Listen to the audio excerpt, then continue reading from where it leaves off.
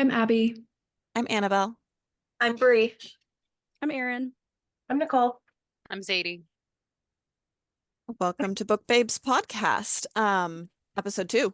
Today we will be discussing Tress of the Emerald Sea by Brandon Sanderson.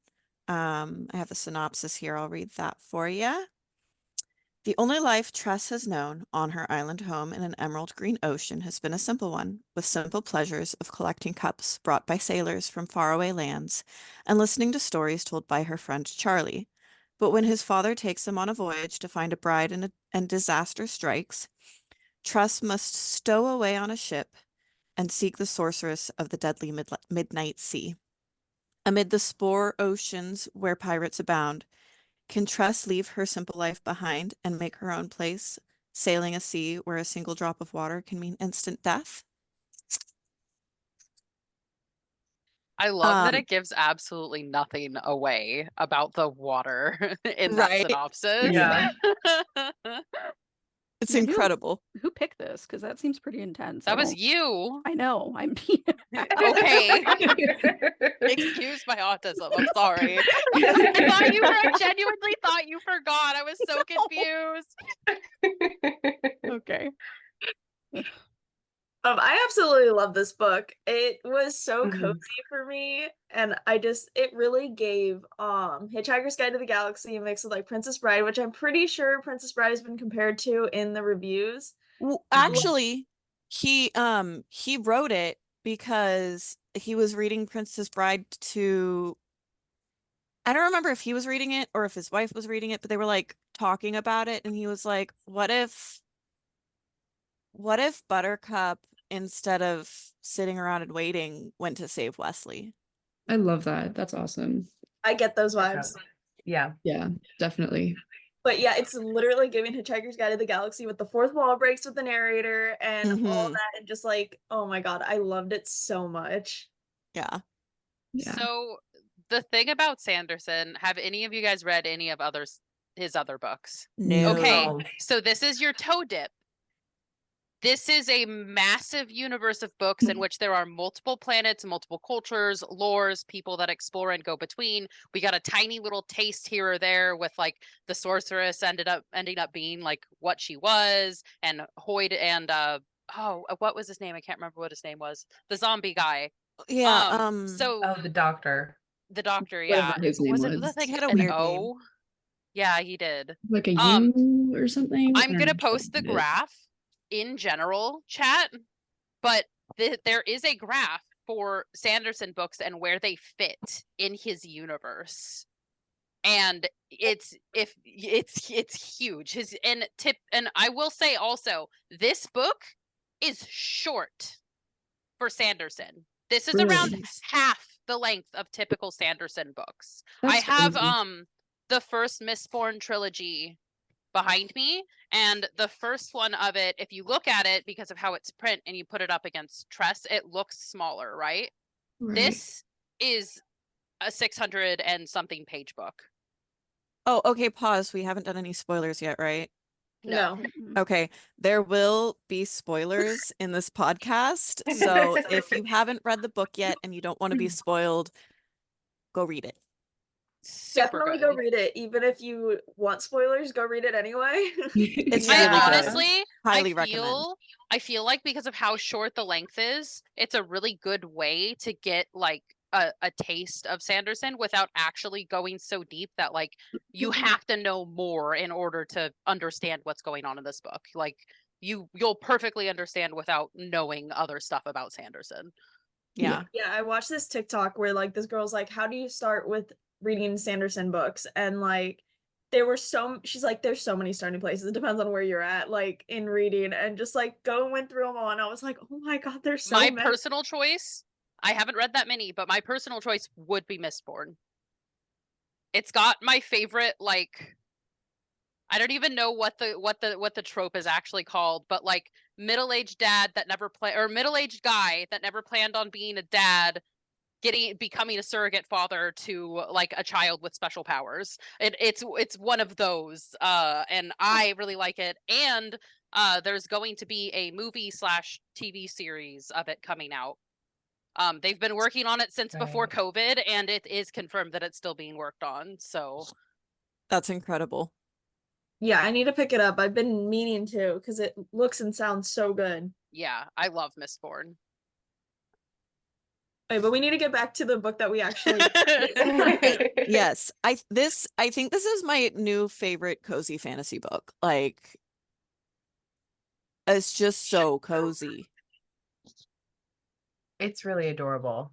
Yeah, I need to go buy it because I read it from the library. So I need to go buy it. And then I need to lend it to my dad because he's going to love it because he loved Hitchhiker's Guide to the Galaxy. He would adore this.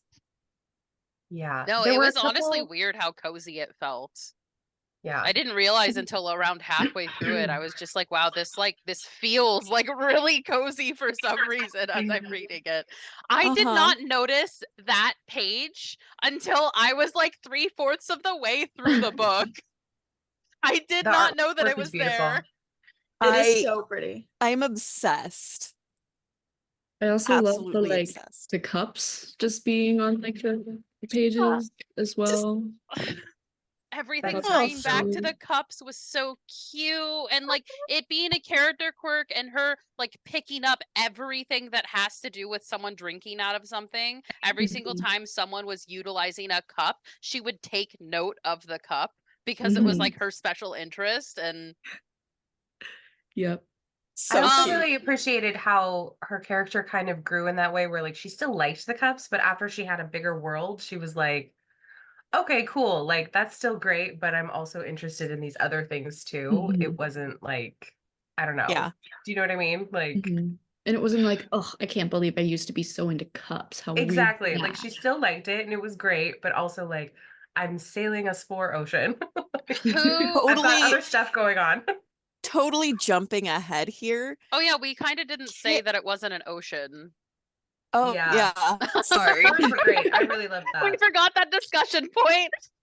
Sorry for It's interrupting. not water, it's spores, and they will kill you. I Yep. will Yeah. kill you. When they come in contact with water. Can I it's- just say, I think the dragon is my favorite character in this book. Oh my Like, God, he I was love the great. dragon. please, please. Okay, Yeah. paid time off, like Yep. breaks, lunches. He's legit Every- the dream boss. The Except, dream no, boss. it's slavery. Honestly, can Hoyd ignore was my that. It's favorite. slavery? That sounds better than my job.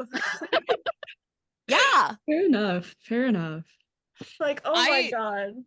I really liked Hoyd because every time that he said something, I was just trying to decipher it. Like every Yeah. single time. Yeah. And I know that like half of the stuff that he was throwing out was probably nonsense, but it was so funny. Like I have never attached to a comic relief character to the extent that I have attached to Hoyd. Well, and then the fact that he would, kind of break that fourth wall and be like, I can't believe I said that. Yeah.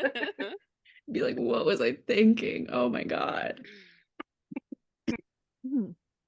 Who guessed who Huck was almost immediately? I did not. No. No, I not. literally looked at his name and I went Huck, Chuck, Charlie. Like my brain immediately went Huck, Chuck, Charlie. And I'm like, there's Listen. like every once in a while I would go no, but then when he started telling her stories and it was comforting for her, immediately my brain went, nope, yep, that's Charlie. I got there and I went, Okay. I literally verbally went, the whole time? Oh my gosh. I think it was just like when they met up, I was like, there's no way that it, like, my brain didn't think there would be a way because, like, she just found him on a random ship. Like, Mm. it Well, and wasn't then- even, like, closer to the sorceress or anything. So, like, my brain, I don't think ever made those connections or anything. And then Mhm. the Mine was fact a that- wild guess. I started like thinking there's no way at some points. Like he threw the name out there to be similar so that it would like throw us off or something. Like every once in a while I would think that. But my first initial reaction was like, there's no fucking way, but like maybe. And then it kept, and then the story thing. It was when he started telling her stories about the stuff that she experienced off ship in that port that my brain really was like, oh no, like this has to be him. There's no way. And then I Yeah. felt so vindicated. I don't know how I didn't make that connection with the stories. I should have. That was like a big part at the beginning. No, Oh it my didn't. God. It didn't even like register in my mind because all I was thinking about with Huck was like, the sassy gay friend. That's where my brain went because one of the first things she says to him is totally judgmentally, "You left your home for a guy?" Yeah. Which then is like you left for the rat? Who's right here? Right?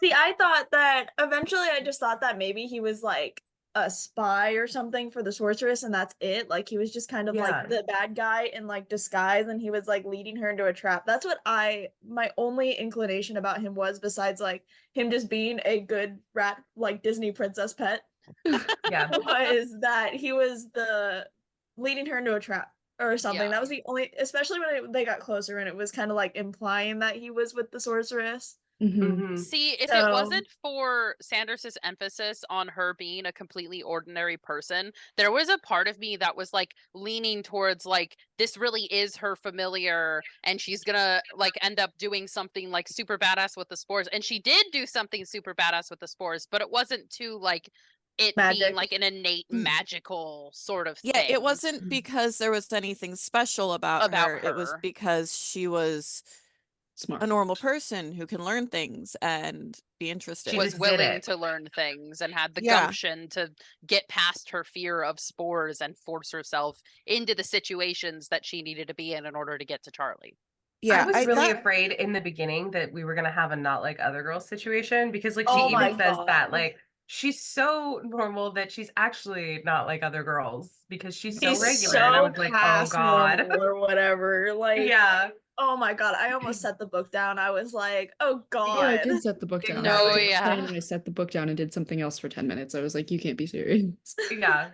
Exactly. There Like, I was a think I couple have it. times at the beginning where I set it down for a little bit because I was just like, okay, like definitely the whole not like other girls thing was one of those moments. Yeah. And then Yeah. I didn't like that she jumped ships so fast. I was like, okay, I'm getting in the flow of this. She's a prisoner. And then her ship just gets smashed into a million pieces and she's Yep. running across the spores. And I'm like, okay, I need a breather. right? Yeah. I was like hyperventilating as I read that. I'm like, oh my God, she's gonna die. Yeah. And The walking on titular the character spores. is gonna die that early. Oh my God, what a twist that would be. And then all of a sudden we're just following Huck the whole time. Right? Can you imagine? Oh my God. Very but Game of he He Thrones. has back. mentioned, oh, go ahead. Oh no, I was gonna go back to the beginning of the book, so go ahead if this had to do with what we were talking. In terms of Hoyd, I don't know if you guys read like what Sanderson wrote at the like after the end of the book. He's talking about like the potential of doing an origin story for Hoyd, which would be really Ooh. cool. I want to read Yeah. that. Yeah. Please. Because like he sounds like he's so powerful, and I'm just like, why? I just Yeah. want to give you a hug. Why are you powerful? Love that. But what I was Oh. gonna say is at the beginning of the book, coming back to Charlie and Tress, is that at the very beginning, how the author literally says that men describe women using like food terms and stuff, and then this first time we meet Charlie, he compares her to like the sun Mhm. instead of food, and I'm just like, green flag. Right? Yeah. And then they Like, both oh like my God, that was separately the come up cutest with the thing. same, like, oh, you fit me like a glove. Like they both like completely separately came up with it. I was like, they're soulmates. I don't care. They're Oh my such little God. So babes, cute. man. They're so cute. I can't. The way Just that so he set wholesome. them up to be like an already established like soulmate like romantic thing, and then Mhm. Complete was just like, okay, but like now he's gone. Like He's Yeah. just gone now. Like, I you- was so oops. concerned for a bit there in the end, though, when they were like saying that they couldn't turn him back into a human, and I was like, I'm sorry, I am not ready for bestiality. Not with a rat anyway. No. That Just would have been functionally. quite Oh, the Nicole turn. has lines. Her line is rats. My line Anything is- else is My line is fine. small rat, okay? Hey, it could have been one of those New York rats. There you go. Or We're getting there. what A what are rodent of they unusual in size. Ratkins. Ratkins in D&D, which Oh my The God. rats Rodents of unusual size. and Princess Bride. Yeah. Oh my god. throwing it out there, there's a Ratkin in the Legends and Lattes pre-sequel. Ooh. Okay. I That's so finished funny. that. It was so good. I'm sorry. Completely different book. It's on my list. It's So- so good. When on my the shelf. end came, I was really afraid. What I thought was going to happen was that she was going to get Charlie. She was going to rescue him and then be like, I've grown. I've gone through this big adventure now. And like, I'm actually not interested in this life that I could have with you. And so like, we're going to go our separate ways, which would be fine because she's like, what, 18 or something? Like, Yeah. you don't have to like be committed to the person you like at 18. But it felt really like, it almost felt like the obvious thing to do. I feel like so often that's what books do these days is they're like, no, I'm too big for you now. So I did really like that it was like, no, they were both like, they both grew and they really Yeah. are together. They really love each other. I thought that was really I have sweet. 2 notes on this. One, Mhm. the interaction with the sorceress telling Huck, like, see, what did I tell you? Immediately like solidified in my head that Huck was Charlie. Yeah. Number 2, I read something a couple months back, and it was, I don't remember exactly what it was, but the Lament of Orpheus came up. Do you guys remember who Orpheus is? The guy who went and like begged for his wife to be returned to life in Hades, and Hades basically was like, okay, completely like walk out of Hades and don't look back, and she'll be there. She'll be returned to life if you can walk out without looking back. And someone said it wasn't because he didn't love her that he looked back. It was because he loved her that he looked back. No Yeah. one can go through something like that without looking back. And I feel like her like going down the stairs and that look back, I think it was just because I had heard that recently. My brain immediately latched onto the idea of that like being akin to like the Lament of Orpheus. And I just it made me happy. No, I love that. I love Which, that. total side note, Yeah. I was in New York at the beginning of the month and got to see Hades Town, which is based off of the Lament of Orpheus. Oh my It's so good, you God. guys. I want to see it so bad. It's Me too. so good, and the way they like stage that, he's like almost there, and it's like you can tell that he's just like freaking out about like what if this was a trick, like what if it's a trap, which like Yeah. kind of happens to Tress too. She's like, surely there's something that's going to happen. Like, nuh-uh, there's no way. I do have to admit, I really love that the sorceress had a laptop. Yeah. Yeah. And, And then he he's like, specifically oh, pointed not it a out. laptop. It's a magical device. Yeah. And then we find out that all along Fort's device is like a tablet. Yeah. It's just an Right? iPad. Like, Oh my god. I'm thinking it's a magical, like actual magical like chalkboard or something. Right? that's what I was picturing too. A I chalkboard was with like picturing a wooden sign that he was Same. holding, like the signs from Minecraft. Yeah. That's what I was picturing. Same. Yeah. With like a big That long he's holding. staff, like And then like just it says the words and then disappears. I was thinking like a wooded planked sign that he was holding. Yeah. funny. So So this- I love that. I also love the beginning of the chapters, like the little around the numbers, how they grew, and like it depended on which sea they were in. I thought that was an Yeah. amazing And then detail, the and I can't chapter believe where it they took me so long. Yeah, when they were Yeah. trailing between the Crimson Sea and the Midnight Sea, the chapter Mhm. header was the spikes and like the so Yeah. cool. Oh my Yes. god, it was so pretty, and it took me so long to realize that they were growing, and I was Yeah, like, I don't know who pointed that out, but like, thank you because I would not have caught Yeah, that. I pointed that out because I was like, Yeah. oh my god. yeah, I like never pay attention to that stuff. I just kind of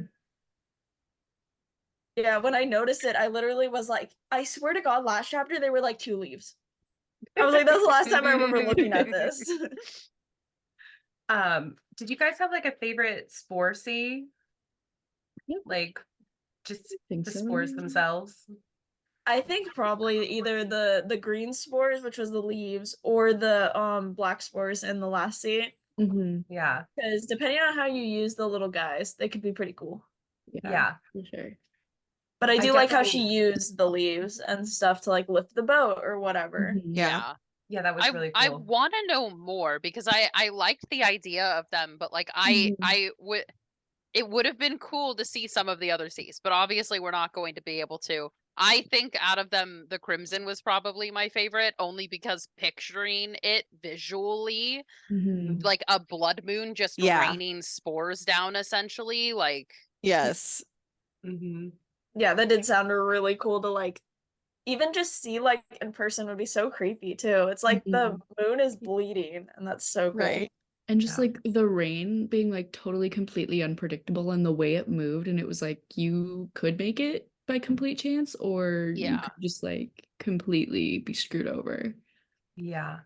And that But- really showed Tress's growth too in that sea, because like she went from like not knowing anything about spores at the beginning and just knowing to be terrified to like using them to save her and like not being afraid anymore. Well, not Mhm. not being afraid, but like knowing that they can be used for good and like learning how to do it properly and stuff. And it just shows her growth of like just being in the world and being acclimated to this stuff. Yeah. Mhm. It felt like she was almost affectionate towards them, like they were her little pets at Mhm. the end. Especially the Yeah. black ones, but even the other ones, just like, oh wow, they're really beautiful and fascinating, and like they could do so Mhm. much for us. And it is interesting to think that, like, wait, has no one else on this planet experimented with these kinds of things? Like, freaking Fort bargaining with the midnight spore beast just was so great. Like Yes. I just picturing him being like carried by his two spore beasts. What, because they were described as what were they described as? My brain is not working right now. I just like pictured big blobs. I don't know. They sometimes had I a can't bring for specific them, to be honest. section. They had a specific section where she, or not, it was like an aside where they related it to like our planet. Mhm. I And think they I talked remember about that, something but I still else. couldn't picture them as anything other than black blobs. Like, Hang on, Yeah. I think I found it. Let me see. like soap bubbles, like on top of Mhm. each other. yeah, That's how I kind of just pictured yeah, it. that's how I pictured it. See, I'm Yeah. thinking like Leviathan level, like my brain automatically went to Subnautica. I know you've been playing Subnautica lately, Aaron.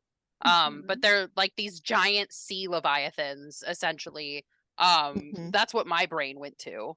I mean, some of them definitely I pictured that way. Like when they first come, that first one comes up, I pictured like a giant sea snake, but mostly the other ones, if they weren't very specific, like it's a giant sea snake, I'm like, cool, it's a bunch of soap bubbles. Yep. Yeah. It's a bunch of soap bubbles. I mean, Yep. that's what I got. Yeah, I think when they were like in the spores, I pictured like a sea snake because the way that she Mhm. described them moving. Mhm. But I can think on any land or anything, I was like, okay, soap bubbles. Soap bubbles. I found it. Whatever the word, the creature approaching was doing it. You might have recognized the midnight essence as resembling some kind of eel or sea serpent, perhaps half as long as Crow's song was. But you come from a world where things live in the water.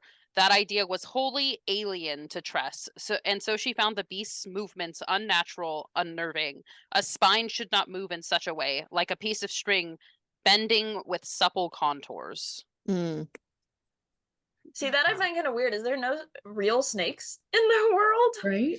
So it's like she would recognize it as like a snake movement at least. I mean, I assume snakes that don't there's like exist? at least no stakes on the rock. Yeah. Yeah, I can see that. I always forget that she's only been to like one actual place. Yeah. And that she's been on the boat for the rest of the time. Like she's gone so far, but she's never left the boat. Mhm. Yeah. So Also, going back to the doctor, I was trying to find something about the dragon, and his name was Ulam. There we go. Yeah. I loved him. He was so funny. No, he was. He was I funny. He was need- I like, need "You more with sure you don't him." want to sell me your kidney? Like, are you like sure? Like, completely, totally, like, I'll take The it." funniest thing is like he doesn't even like half the stuff he asked for it after she dies. Like Right? I'll wait for you to die before I take it. Like it's fine. Right, I right, don't right. need it right Like, now. I'll pay you now and I'll wait for you to die. Like, why are And you she's like, why "No." not? I'd be like, as long as you tell me what you're gonna do with it, I think I'd be okay with that. I Depending don't on even the care what you're gonna do with it. Give compensation. me money. Yeah, Yeah. how much money are you gonna give me? Right? Yeah, seriously, he was one of my favorites. He was so funny. Yeah. And that she just kept going to him for advice, I thought was so weird. But Oh no, so I thought it was cute. well, it's just like out of everyone, she went to him. Like it was just kind of funny, and I loved it. So I needed more scenes with him and with Hoyd. Yeah. That And the was the fact that main he thing too. Yeah. knew like everything and wouldn't tell her anything because he was just fucking with Hoyd. Yeah. I would have Yeah. been so frustrated by that. Like, bye-bye.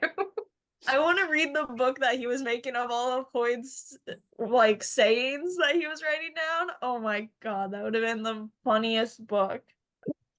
Because I think half of them were like about his underpants. I think the thing too about this is that the whole book was just really funny, and like the descriptions were really funny. Like the first one I got an e-book from the library, so I have screenshots for my quotes, but like he describes someone as Grammy with his squat body and flat head, had a haircut that said, "What's the cheapest?" I was like, yeah, there we go. I totally get that. Like I know who that guy is. I looked at it because Um, I was curious. Lum is actually from the planet that the Mistborn books take place on. Oh, interesting. So I wonder if he's in the Mistborn books or if just like someone like him will be in It's them. a spoiler. It's a spoiler. Never mind. Don't answer that.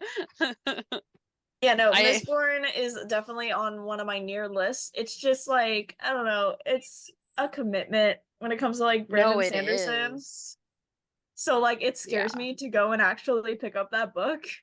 Well, because you Oh. have the initial Mistborn trilogy, and then there's a secondary trilogy. Oh, dang. Okay. And the first trilogy has a female main character though, so I'm all over her. I love her to death. But I'm not so sure about wanting to get into like everything, especially because every single time I've gotten into a super long series, it's kind of dragged down how much I actually read. So Yeah, I totally get that. Yeah, I've just been in the worst reading slump. It's been rough. I only read this book last month because I just couldn't get myself to read. But I think we're out of it. I think we're good. Maybe. I think sometimes, it's important to just like, yeah, if you're not feeling like it, just don't. Like, you know what I Yeah. mean? It's just, Yeah. it's totally fine. It's for enjoyment. And plus you have so much other stuff going on, right? So Yeah. yeah, Exactly. I definitely. I go through things where I just reread old books a lot that I like because I'm like, I don't have the bandwidth to pay attention to anything new at all. Fair enough. I'm gonna read this book for the 7th time instead. Yeah. Yeah, Right. but that's good. I'm glad you're coming out of it if you think you are. Maybe. Yeah, we'll see. Yeah, audiobooks really help with that for me because like listening to them on to and from work, because I don't know, I'm not a huge music person. It really depends on the music and stuff, and you can only listen to the same songs so many times. Mhm. And so like audiobooks really help me like not go into a reading slump because of that. And like I listen to like simple romance or like a mystery one or whatever. That's easy to listen to. And then it like keeps me out of that slump. Yeah. Yeah. So I've been I took a lot of notes. Okay, so there's this is it on page 129, the last sentence? I should consider this more, Tress thought to herself, and not jump to conclusions. And so I wrote the note, possibly my favorite thing about this book is how the narrator makes it very clear that thinking things through is what makes Tress able to do these things and survive. Like, Mhm. because that's and he makes a point all throughout the book to be like, most heroes that are called heroes aren't really heroes because I mean they're dumb.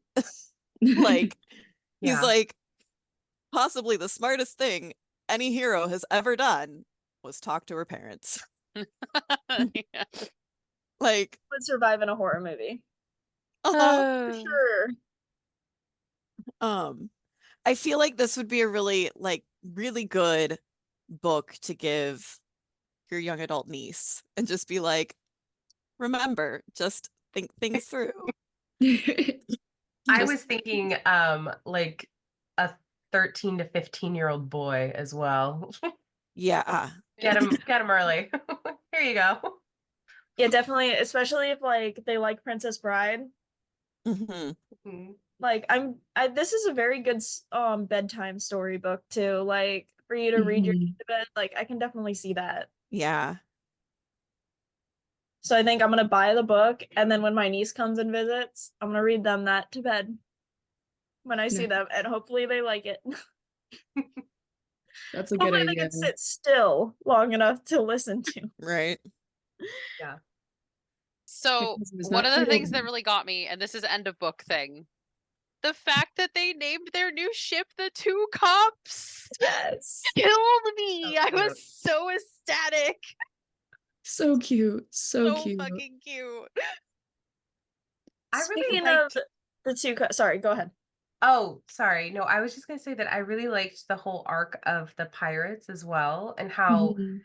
they were they weren't just like goofy characters, like they were really funny, but they had murdered a lot of people. Like they're murderers. And it was Captain's fault, like, yeah, but also I thought it was interesting that they do get this character arc of like redemption of like we're gonna go save Tress in the end, Mhm. but Yeah. also just like, hey, we don't want to do that anymore. But it is interesting that like, yeah, they killed people. Like you Yeah. killed a whole ship of people. Well, I mean, they But didn't those mean people to weren't though, nice. because it was Yeah. like it I was didn't know. yeah. It was the I fake mean, cannonballs. Yeah.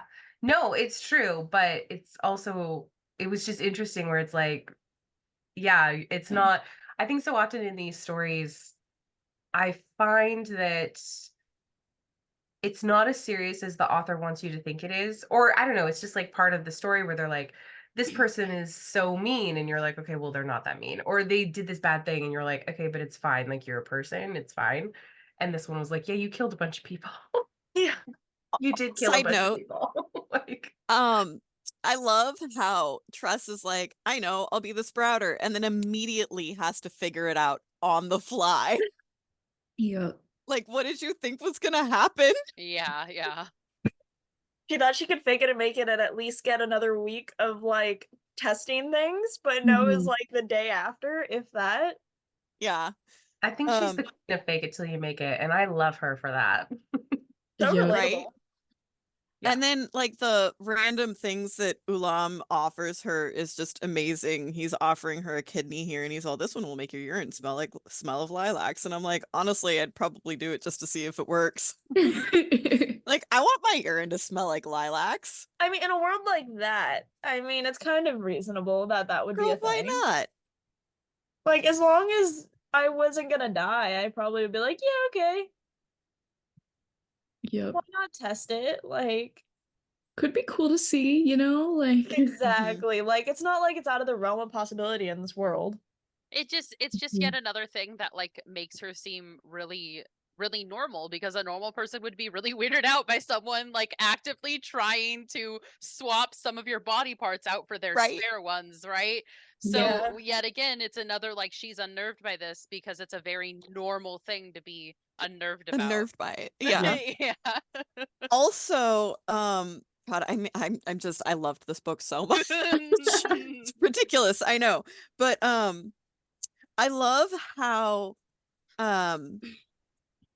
the helmswoman just randomly goes, we need to talk about who you really are. And I'm like, oh shit, she knows. And you turn the page and she's like, you're a king's mask, right?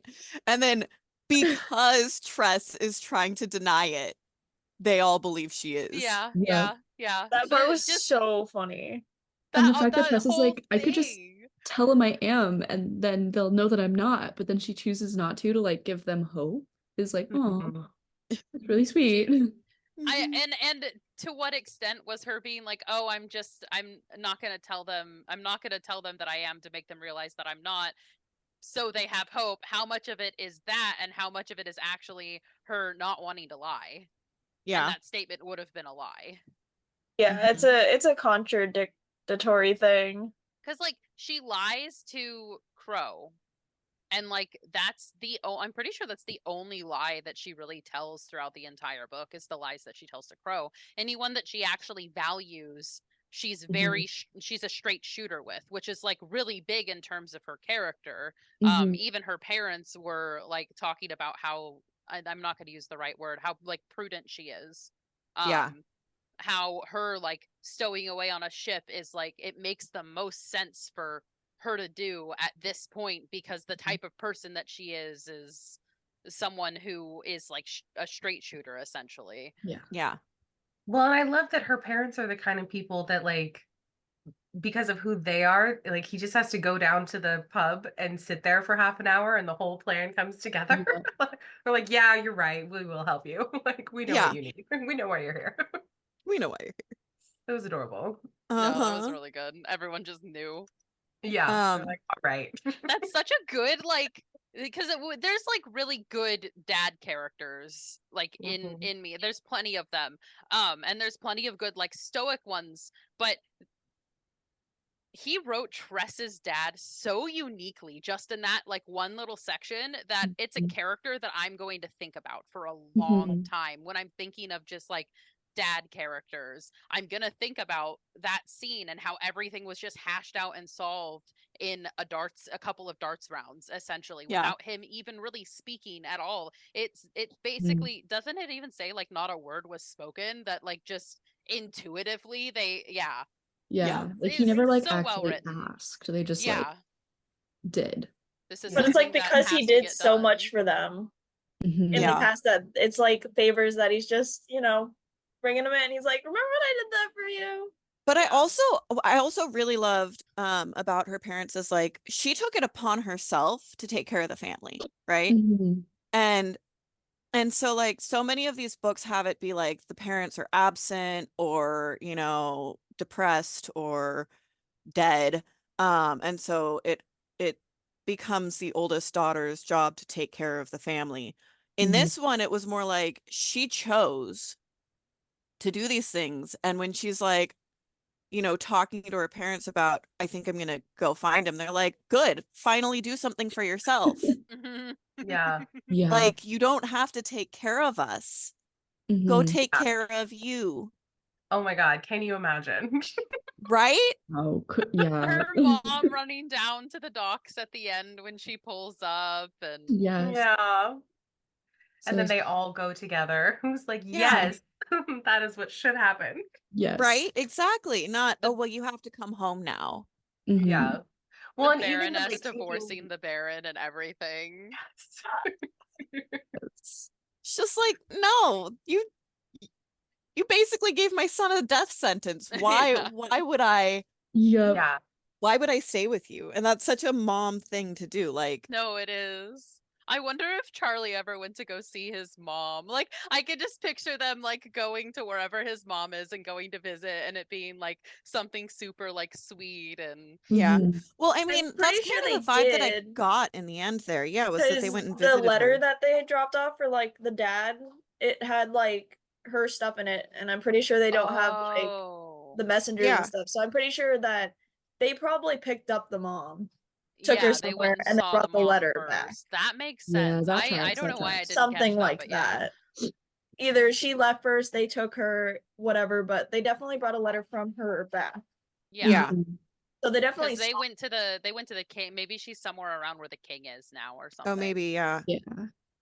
Possibly. But what I was gonna say earlier about the 2 cups. So she keeps those 2 cups, the really hard like pewter one, and then the really pretty butterfly one. And what's really cool that he did with those cups is those are the 2 sides of her, and he describes that. And I just think that's such good imagery. Like she used to be this fragile little butterfly, whatever, didn't really do much. She just kind of followed the rules. And then as the story went on, she got more and more of the pewter cup, which is like stronger and can withstand stuff and etc. And at the end, she became a merge of the 2 of them. And I really like the imagery that he put there with the 2 cups, because like, one, it's comparing her to the things that she's loved forever, and it's just like her little thing, and then also it's just like it's so accurate. Yeah. And I just thought also so cool.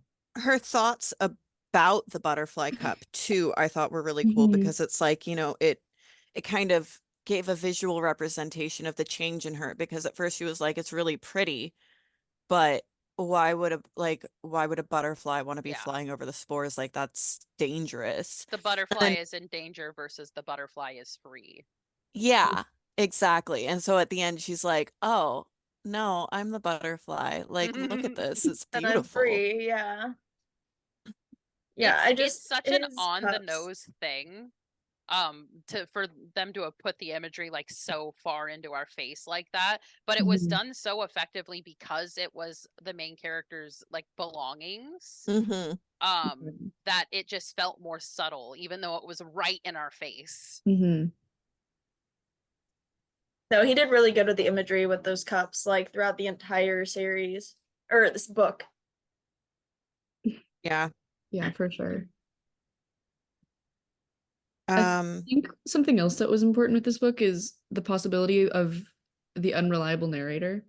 Because like, mhm. how much of this do Yeah. we know is him just exaggerating versus like what actually happened? Because I don't know that I trust him entirely to be a really good narrator, Right. especially with how much he was like, bro, why did I just say that? That was nuh-uh. So I just thought that was interesting. And whenever I Mhm. kind of notice an unreliable narrator, it kind of makes the book a little bit more interesting for me. It's Mhm. also a like, just how powerful is this person, like, because we honestly we know nothing in terms of the Nothing, limitations right. of this person's power. We know the Mhm. sorceress is stronger than the dragon, and we know that he intimidates the sorceress. So like, what are we dealing with? Cosmic level stuff? Are we dealing with someone that's just from like a planet with more advanced technology Yeah. and also like magic, or like, what exactly are we dealing with him Yeah. with in terms Mhm. of him here? How much could he have actually seen, and how reliable can he be like, we can't know without knowing the limitation of his powers. Exactly. Right. Yeah. And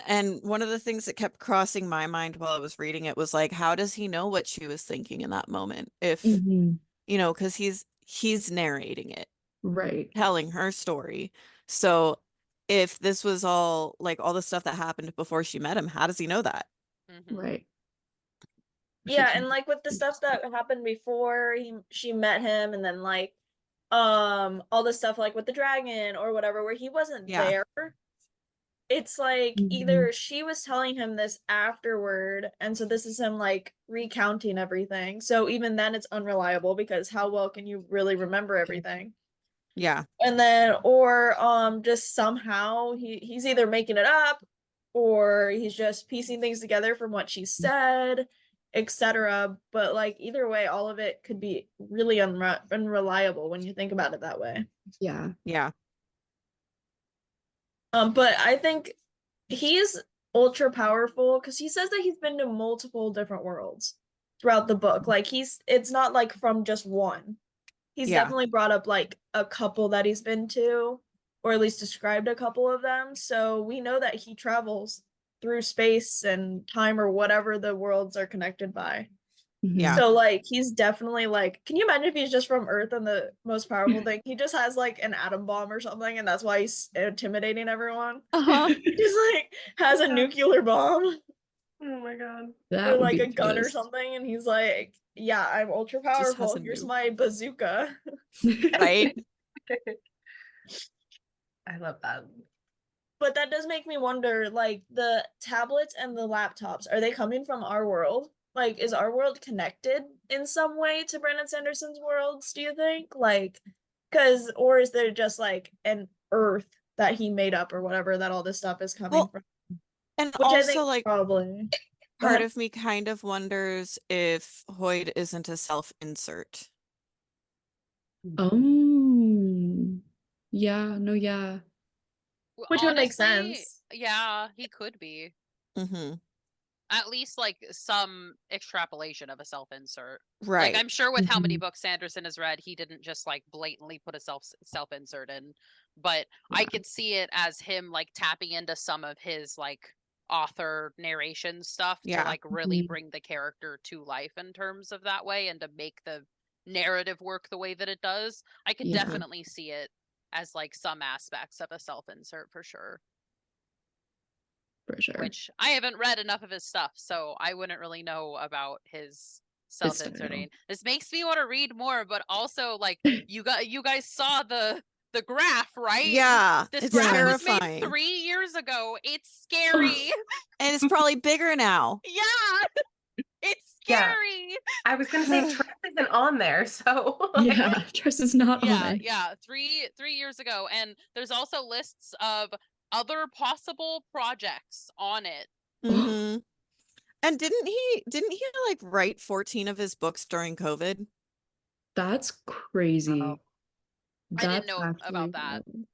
Yeah, no, I mean, I don't know if it's true, but I saw a TikTok about it where somebody was just like, Brandon Sanderson during COVID just sat down and wrote 14 books. I wouldn't put it past him. Wish. This I is mean- the first half of the graph, in case Yeah. anyone Yeah, it hasn't was seen it. insane. And this is Looking. the second half. I'm starting with Mistborn. Well, technically I started with Tress, I guess, but I started Mistborn before we started Tress. I just Googled it to see if Hoyt is in every Cosmere book, and he first appears in Brandon's 6th book, Elantris. And he's in most published Cosmere novels since. Huh. So he's in like the 6th, the 7th, and the 8th, which isn't published yet, apparently. Wait, But he's in the Mistborn he's in the books? 6th book. No, I don't know. I The- just Googled is Hoyt in every Cosmere. Yeah, so it's a character who appears in Brandon Sanderson's Mistborn series okay. and is a recurring character in the Cosmere. Okay. But yeah, he first appears in the 6th book. Interesting. I love stuff like this because this is how like my writing is. I have Mhm. different like planets and like timelines and stuff like that. So I love finding like authors that have stuff like this. Brent Weeks is, I know that I've mentioned him many times before. He also this is kind of a spoiler with his not his most recent book, but the final book in Lightbringer, he tied his first trilogy to this like set of series of 5 books. So he's starting to like sort of lean into the like multiple planets, same universe thing. And I love there being crossover characters. That's one of my Yeah. favorite things. Like my initial planet that I made up that I have the most like world building and stuff for has vampires on it. And then the book that I almost have done right now that I'm going to be wanting you guys to read is nothing but like vampires. Like the entire planet is like vampires are the one of the dominant races, them and humans. And there are like 2 different crossover courts that correlate with my initial planet, and they work the exact same way as like the Mhm. vampires on my initial planet, but everything else is outside of that. And there's characters that kind of coincide with characters on the other one in terms of some character traits or just like their races and stuff. And I love getting into and like creating stuff like that, but I love experiencing it too. So that Wow. knowing that Hoyt is in Mistborn is going to make me rip through Mistborn. Yeah, I don't know when in Mistborn he shows up because it just said his first appearance was in the 7th book, and then he's in 2 unpublished ones, and then just says that he's been in the rest of the Cosmere since then. So I don't know which books, and then it just says yes, he's in Mistborn. Like, I didn't want to go too deep and then get like, oh hey, he shows up in Right. this scene and like get Yeah. spoilers or whatever. Yeah. But Okay. So it's so funny that like, you know, you're like, Brandon Sanderson reminds me of my writing. This book specifically reminds me of a book that I've been working on that's like, you know, the point of the book was that the main character is just a normal person. So it's really funny because it's like he's writing what I've been wanting to read, Yeah. I guess. I think that honestly, I've been thinking about that in general, like in the wider scope of culture a lot, in pop culture too. I've been listening to this podcast about Buffy the Vampire Slayer, which is a show that I love. Mhm. But one of the things that's so interesting is I think that like feminism in pop culture, the way it kind of went like in the 90s, and I would say 80s, 90s, all that kind of time, the whole thing was like, well, she's badass, right? Like, because first we had, oh my God, a woman can be badass. And then it was like, Yeah. well, woman can be badass and feminine.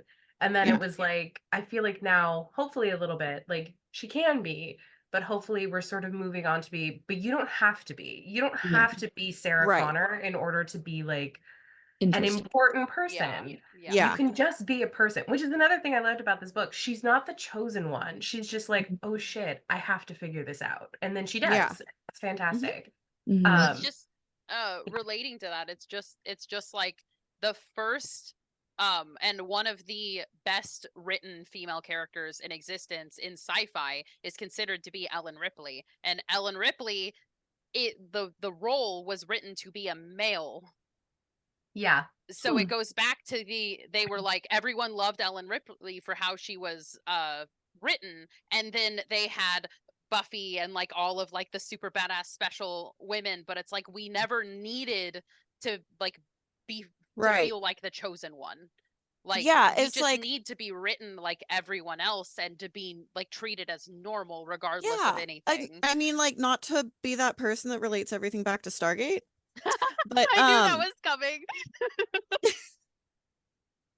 but the reason that Amanda Tapping's character Sam Carter is the badass that she is because she looked at the writers and was like, can you stop writing me like a girl? Just write me like you would one of the guys. And the fact that I'm a woman will make me a girl. Yeah. Mhm. And Womanhood they has listened place to in her. stories. Like it has plenty of places in stories. But if you make someone's entire identity into like in a story that they're a woman, it does nothing but tokenize them within the story. Mhm. They're the Right. token female of the story. And Well, it is just bad writing. yeah, and so that's what they were originally trying to do with her. So Mhm. in the first episode, like her first interaction with the guys is proving that she can be one of the guys. Yeah. Yeah. I like that. And so, you know, like the first maybe 5 episodes of the first season are like that. And then it's a subtle change, but she just stops making those comments at some point. Mhm. And she's just a character.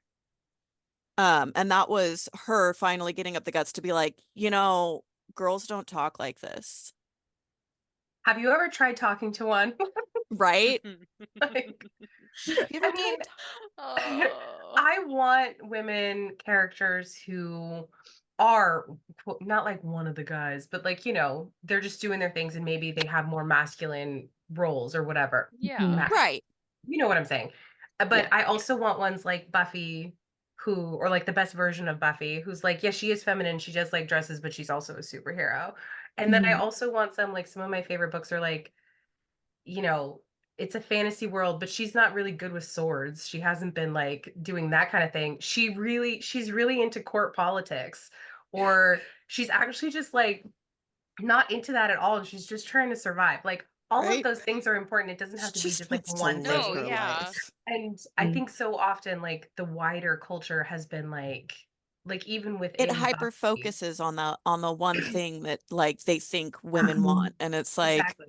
Yeah. we're It's like, just well, people. I'm better because I am learning how to defend myself and fight with the sword. So like Mhm. I'm better than those other people. It's like, no, you're not better than them. You're just doing something different. So Yeah. I do really appreciate that about this book was that she was just kind of doing what she was doing. And it wasn't about like, well, you're the chosen one, or oh, you have this special power with this force. It's like, Yeah. no, you're just doing it. Like anyone could have Mhm. done this. You're just the one who did. Yeah. And But I it's appreciate also like not dismissive of the exactly. other female archetypes. Yeah, Mhm. Yeah. exactly. Because like that's the thing Exactly. too, is like, oh, she used to collect cups, which I would say would be a traditionally more feminine sort It of is. hobby. Mhm. And at the end, she isn't like, oh my God, I was so stupid, and like I can leave Mhm. that behind now. It was like, Yeah, Mhm. yeah. no, I Yeah, still like she's that. just I like just my world is bigger, so I like other things too. Yeah, yeah. exactly. And with It's the her difference not. between oh, go ahead. No, go ahead. No, go ahead. No, you haven't talked. Go. Okay.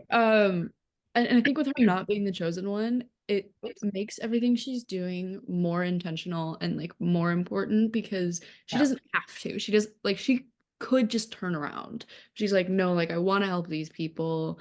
like I don't have to because I'm the chosen one. I just like I want to do this. I want to help them. This is what I'm choosing to do. And it's not something she's like forced into, which I thought was really, really helpful for her The character. stakes feel a little higher too Mhm. because she's not like a chosen one with some hidden power or something up her sleeve. Yeah. Yeah. Yeah, because it's not like she's chosen one. There's no way she can fail.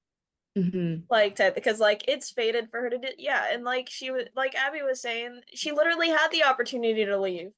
She was left by herself, docked to an island, and she's like, nah. She's like, I got something to do here. I'm not Yeah. leaving.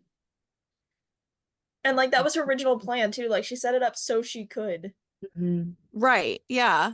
She was just like, I'm gonna leave. And then she was like, She's like, "What do you never mind, need I me? actually like these people. I wanna help. Fuck, I wanna help."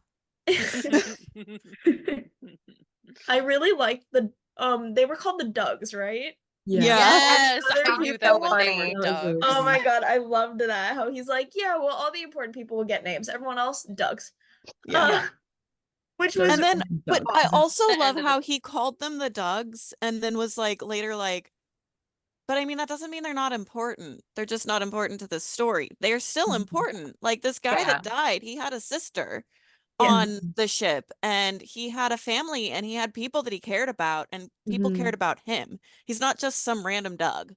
Yeah. Anyway, Yeah. back to the Dougs. See, no, and then at the very end, when he's like, "Oh yeah, I heard blah blah blah." In terms of all the people on the ship, they make like a good amount of money and blah blah blah. And then he goes, "Huh, I knew them when they were all Dougs." That line just hit me, and I was just, it was such a good wrap up for Mhm. all of the like nameless, faceless characters that were just around. Yeah. And you hardly ever see writers like pay heed to those types of characters Mhm. that remain unnamed and are just like background and like cogs keeping the narrative running. Mhm. And I really liked how he like left them unnamed though, because like a lot of books, when you have background characters like that, it seems like they're trying to force them into it because they gave them these names and they're like, okay, well, since they have a name, they gotta have a personality. And since they have a personality, Right. they gotta be a part of the story. And then it's like, no, they can just be a background character and just be the Yeah. person who brings up the sail. Like Mhm. they can Yeah, just do they can that. just be a red shirt. Yeah, they Yeah, can literally it's just be there. And it's a that's hard fine. balance, and it's a hard balance, and I like that he handled it in a way that he just universally called them Dougs, because Mhm. honestly, in a lot of like action books and in a lot of books in generals, it gets really tiring for the main character just spontaneously be like, haha, that one's name is Hook Hand because he has a hook hand, and like that one is Eye Patch because he has an eye and just like Yeah. naming it, like it can be really comical and really funny, but if you've read multiple books that are like that have a narrator that does that or a main character that does that in a row, it gets really tiring after a while. But Yeah. I like, really like the Elegant new thing with the solution. Dougs. on the flip side of that though, there's one of my favorite. Okay, so I've been watching a lot of Dimension 20. And one of my favorite things about Brennan Mulligan is that he gives all of the background characters names, backstories, families, like he fully fleshes them out. He's I so love good. D20. Which series are you watching? Did you watch the high school one? I'm currently watching the 7 and then I'm gonna start junior high. So I watched the high school one and I watched the first season all the way through, and then I watched like half of the second season, but I got really sick of watching things on my laptop. And but it was so funny and I loved it so much. Oh my god, if But you guys like D&D and want to watch this stuff, definitely watch Dimension 20 because they are hilarious. I was so cracking up, and it's just people sitting at a table talking. Like there's right, not even but animations. so the first season is like where he does that kind of the first time and he's just like, you know, they're in this battle scene and they attack somebody and he's like, what, why would you do that to Jawbone?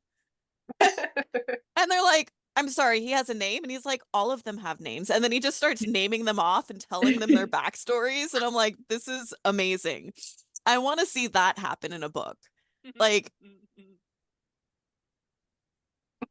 There's Just there's a way to do it that's humorous and the like most random character, and you're like, oh, that guy, no, he's got all of this backstory. Which kind of is what he did at the end of this book. Like, Mhm. Right. or not at the end, but when that one guy died, how he was Mhm. like, oh, well, here's his name and his backstory. It's like, I Uh-huh. mean, he did that. Yeah. So it was kind of along the same vein, just not as humorous. Mhm. So I gave this book 5 stars immediately. Like, once I got about a third of the way through and everything started happening, I was like, immediately, comfort book. I need to buy this book. 5 stars. yeah. I gave Yeah, it 5 same. stars too. I thought it was just really funny and refreshing and really well done. There's a line in there about how physical work gives you time to think, but mental work drains your soul. And they specifically mention accounting, and that's what I do. And that really made me laugh out loud for like a really long time alone Yeah. in my apartment. So 5 stars. 5 stars. No, I I- totally relate to that. My job is like physical and I think so much and I'm just like imagining all this stuff and then like I go to school and my brain is just blank. I can't think of anything. Like during work I'm like, "Oh my God, that could be a book. Oh my God, that Right. like," and then at school I forget everything. Yeah, like Absolutely. the most fan fiction writing that I ever did was when I was working at the Mexican restaurant, because a lot of it was just, walking around refilling people's drinks and filling the chips. Yeah. I gave it 3 stars, and I think part of that is just because of how hard of a time I had kind of getting started, and I just was like, if it for something to be 5 stars, I have to like pick it up and not be able to put it down, and I kind of had to force my way through this one. But I feel like if I was in a better reading place, it might have been 4. I totally get that. Yeah. I'm gonna say 5 stars also. I just knowing that this book takes place in a universe with so many moving parts and how effectively Sanderson like handled it without putting too much in. Like we know that Hoyd is in other books of his, Mhm. and the whole like laptop thing, the technology being there wasn't jarring like it should have been in like a medieval like pirate like Yeah. so just like how the writer like handled it and like meticulously meshed everything in a way that made sense to us the reader without it being jarring was just really effective, and like that by itself makes it a 5-star book to me, just for how like effective he was with it. Yeah. Well, do we want to wrap up quickly with what else we've read recently or are reading now and Sure. then sign off? I think that's what we did last time. Yeah. If you guys want to. I finally did it, guys. I started Assassin's Blade. Yeah. I've owned this book since August. I've been trying to motivate her every single day to read the series and I understand how big of a commitment it is. So like I was not as aggressive with it as I could have been and I wanted to be. So I am But so I finally happy. did it. Finally started. And that leads me into mine because I'm annotating Throne of Glass for her birthday. So I'm currently rereading that. I did the same thing for you, Annie, with Akatar. You did. So I had to do it for her with Throne of Glass. Who wants Incredible. Crescent City?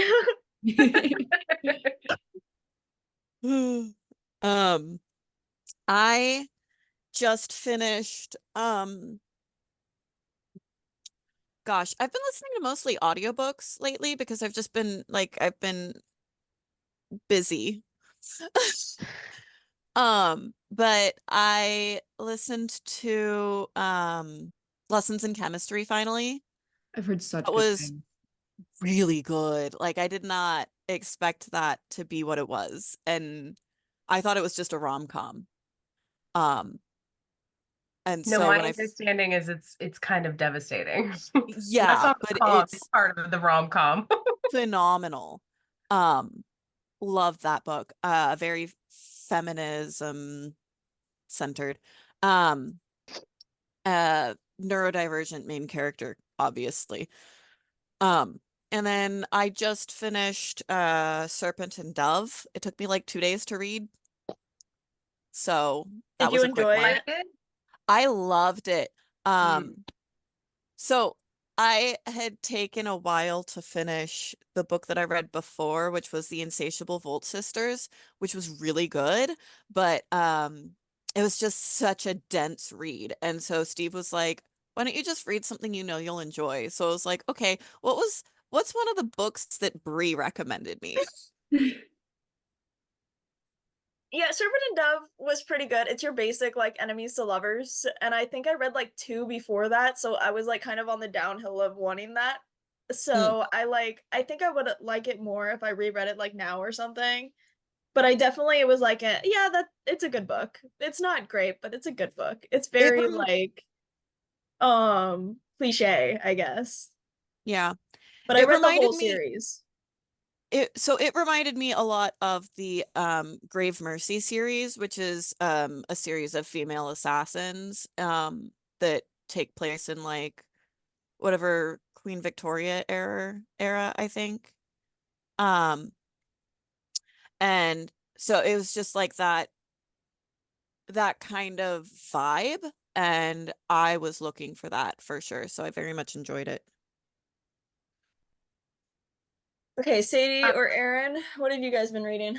I read Fourth Wing before Tress. It lived up to the hype. I won't really, we don't have a lot of time, so I'm not going to get into it. But other than that, I also hit a book slump in the middle of reading Tress, and it's been rough. But I'm hoping that the motivation to read Iron Flame is enough to get me like to actually read more than one book this month. I just listened to an audiobook. It's the one by McCurdy. Oh my God, that one Oh is so yeah, did good. that it one was so too. Very good. good. Very good. Yeah. Yeah. Very good. Very sad. Yeah, very Yeah, sad. definitely. I didn't want to That stop listening to it. I know. that one was one that actually made me go, "Wow, my mom wasn't that bad." The Mhm. documentary Quiet on Set was also really good. If I I you saw watched haven't the it. first seen it. episode Yeah. and seen Yeah. clips. Yeah. I've been reading this book that was written in 1960 something. You kind of can't see. There's like an imprint of a person hanging from a tree, like they're hung. It's called the California Whitecap Murders. I looked it up. It's about a murder that happened in Middletown where I grew up in like 1870 something, and it was written in the 50s and 60s, so it's really cool. The sources are like the woman's mom's diary, and she like writes to a congressman who was 17 at the time and was at the jury, like that kind of thing. And I think my sister-in-law's relatives were on the jury as well. I was like, I know that last name. That's so cool. That's It so was cool. really cool, and it's really like there's excerpts from newspapers. Wrap it up real quick. Anyway, they've got all these excerpts from like a reporter from the San Francisco Chronicle came up and like stayed during the trial, and it's about like the Whitecaps were this group mostly in the Midwest, but they were Northerners who were sympathetic to like the Confederacy and the Southern cause, and I'm like, I cannot imagine a bigger group of losers. Yeah. Like, oh my God. So these people in Lake County were sympathetic to that apparently and murdered some people. But I mean, obviously, It's where not else? surprising at all. That Exactly. fits I'm the like, yeah, theme. absolutely they were. Where else? Yeah. Oh. Yeah, it's just really strange. It's a strange place, but it's really cool. They've got all these pictures of Middletown at the time and like um and the different people, and anyway, it was written in 1960 and this actual physical book was printed in 1970. So I've been reading that, and then I've also been reading a series about the Four Horsemen. I finally finished it by Laura Talassa, which was really good. Highly recommend. And when I say Four Horsemen of the Apocalypse, it's like, yeah, they're actually trying to murder everyone in the world. And Oh, then so it's They not like hot? the Now You Can See Me people. no, Oh, no, they no, are no, hot. no. Yeah, there. It's like so. It's pestilence, war, famine, and death, and they go around and they are like murdering everyone that they can, and they don't stop when they meet the female main character. Let me tell you. So it's great. This is the first book called Pestilence. You can Oh, take I it see. what you I will. see now that you Yeah, picked it up. exactly. You can tell. And then I finished Death finally. This is the last one of the series, and it was good. It lived up to the hype. So that's what I've been reading. Highly Incredible. recommend.